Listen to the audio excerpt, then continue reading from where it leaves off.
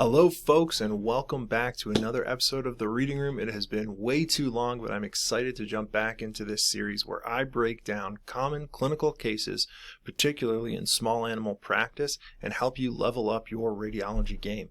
So this week we're going to start with a cat presenting for weight loss, and when we got into the clinic we noted some azotemia.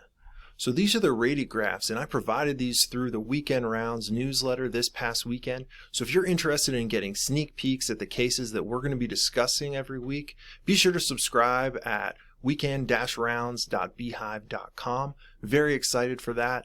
But these radiographs show these large kidneys, and we can see the creatinine in this patient when we did blood work was over 1,000 micromoles per liter, which converts to about 11 milligrams per deciliter if you're in the US. So this is marked azotemia in this patient. And when we put this out in our newsletter, you know, the OB community did an amazing job. Most folks were identifying this as most likely lymphoma, which is absolutely fantastic, which is exactly what the primary differential for this would be. Obviously, you can have lots of causes of bilateral renomegaly, which we'll get into in a second. But one of the things that I really liked was this comment from one of our OB readers, which said that the radiographic irregularity of the masses of the kidneys, it suggests that there's a solid portion to it, varying in its margin, rather than a uniform enlargement, which we might see with hydronephrosis, which I thought was a really great, subtle interpretation of what we're seeing here. So not only are the kidneys big, if we measure these kidneys, they're over about 5 times the length of L2.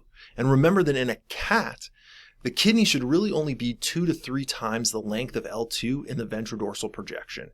So we have bilateral enlargement of the kidneys, and in addition to that, the margin of these kidneys is very irregular. It's undulating along its length.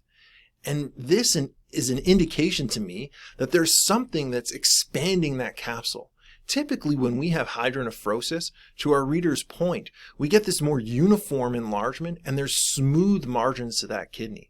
Now, that's not universally true, and certainly in some examples where there's neoplastic infiltration of kidneys, we could have an instance where it might look smooth. But when we're able to pick out some of these subtle changes within the radiographs, that can really help us out to differentiate causes of bilateral renomegaly.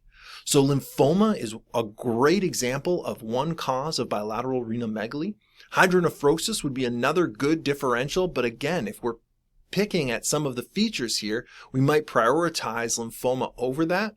And anytime we have lymphoma on the list for a cat, I think it's really important to list FIP as well. Obviously, that's going to be a little bit more age dependent, but FIP has a really similar appearance to lymphoma in the kidneys. So these are the major findings here: bilateral renomegaly with undulating margins. This gives me a strong indication that there's going to be some sort of infiltrative disease to these kidneys in this patient. So what would our next diagnostic test be? Well, abdominal ultrasound would be an ideal next step if it's available. And when the clinic put their ultrasound probe on for a little AFAS, what they identified was these subcapsular hypoechoic regions here.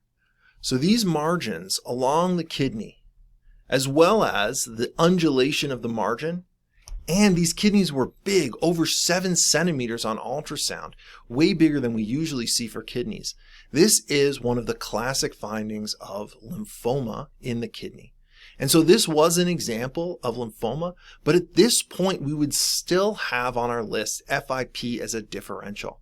And so we can actually aspirate these subcapsular hypoechoic regions with ultrasound guidance and hopefully get a cytologic diagnosis that can support what we're suspecting based on all of our imaging findings. And so this is a nice way to round out this case. We've got bilateral renomegaly, we've got undulating margins of those large kidneys, which indicates to us that there's some degree of infiltrative disease rather than just uniform enlargement. And when we look at it under ultrasound, we see this subcapsular hypoechoic tissue, which is most compatible with lymphoma or FIP, and a fine needle aspirate of that region is going to give us a cytologic diagnosis in this instance. So I hope that was helpful. Be sure to subscribe to the newsletter and stay tuned next week for another cool case.